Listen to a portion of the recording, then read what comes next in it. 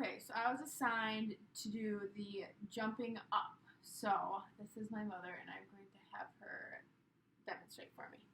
Okay, so if you could jump for me, just like you would jump anyway. Yep, perfect. Okay, so in this motion, as you see, like as she goes down, kind of in the squat, getting ready to jump up, her hips are flexed, her knees are flexed, her ankles are essentially dorsiflexed and then going to be into plantar flexion as she pushes off. And then her foot is pretty neutral. Her toes will extend when she pushes off, but in this position they're pretty neutral, like the squatted position.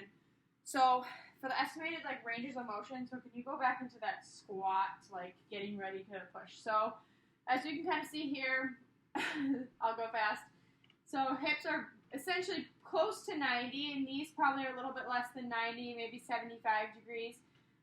Ankles are pretty neutral, but when she goes down even a little bit more, can probably get up to anywhere to 45 degrees-ish. All right, you're good.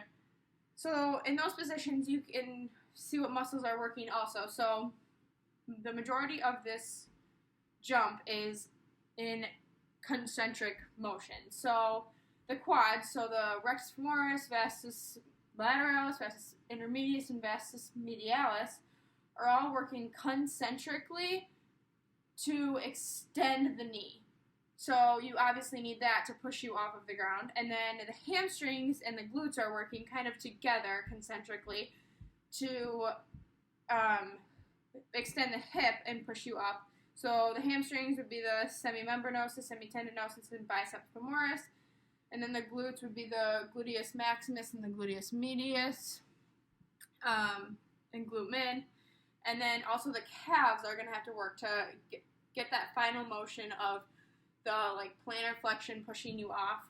That's also working concentrically to plantar flex your foot as you're pushing off. So, and then your core is also working. It's not necessarily part of the lower extremity, but it's just keeping everything stable. Okay, we are now going to test for knee extension, so essentially testing the quad muscles. So as you can see here, her foot is resting on the box. Her test leg is dangling with a towel underneath. Try to put it there. Okay, so for this, I'm going to palpate on the top of her thigh here. So the intermedius is too deep to palpate, but rectus femoris goes right along the top here. They all meet at the tibial tuberosity right below the knee. The lateralis is on the lateral side, medialis is on the medial side. So as she moves her full range, I can feel them contracting. So if you can put your kick it out full range.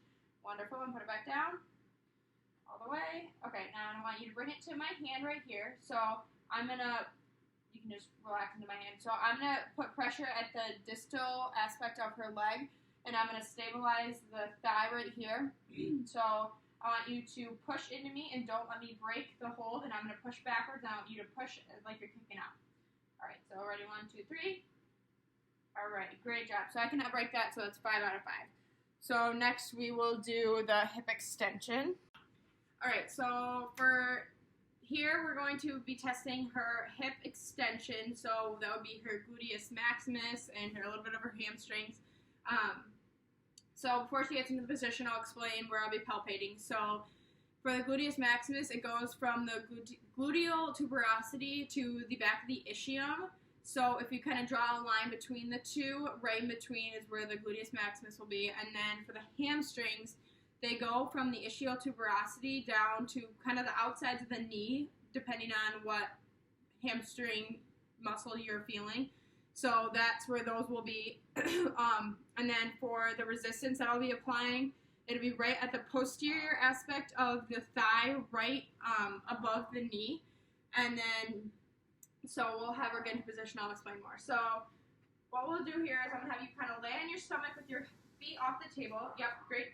So then this side, you can kind of bend. This one, I want to have you straighten it out a little bit. Yep, perfect. So I would love to have a band to stabilize her pelvis, but I don't have that right now. So I'll try to stabilize that as best I can.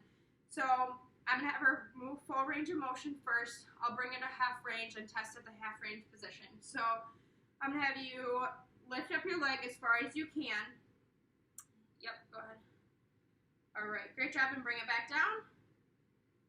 All right, so I was feeling here, and I felt that everything was contracting, and her hamstrings were contracting also. So now I'm going to stabilize her pelvis as much as possible, and I'm going to apply pressure at the back of the knee.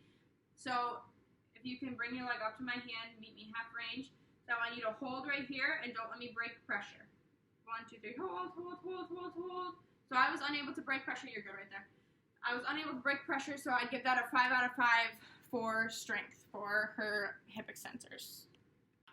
Okay, so now I'm going to measure her active and passive ranges of motion for hip flexion. So for this one, the angle's kind of bad, but so the axis goes along with right on the greater trochanter. The non-movable arm goes along her body up to her mid-axillary line, and then the movable arm will follow with her femur going along down her femur to in line with the lateral epicondyle by her knee.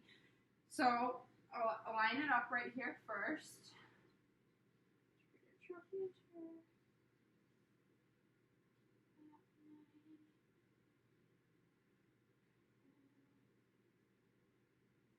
Alright, so I'm going to have you do it all by yourself first, and then we'll see if we can get any more with me doing it. So, yep, I'm going to have you bend your knee, put it as far as you can up towards your stomach.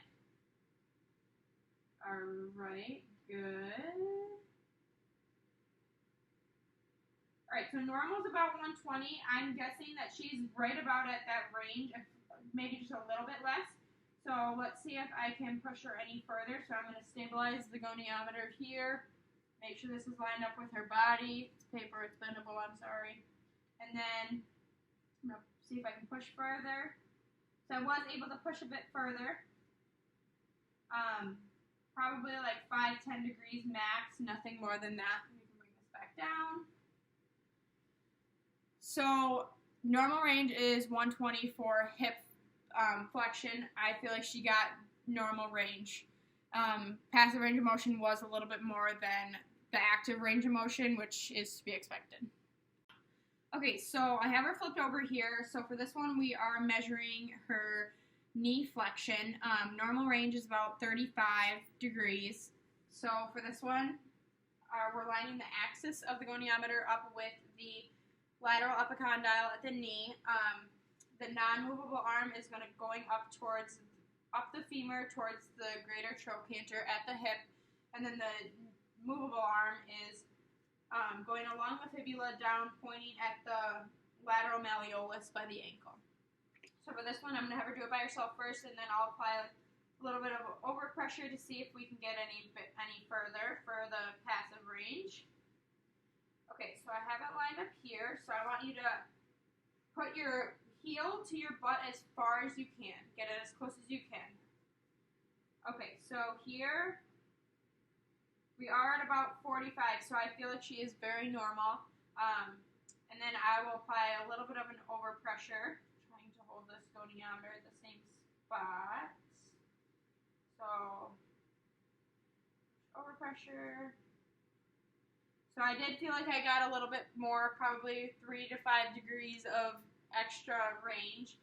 So I would definitely say she's within the normal range of motion for knee flexion.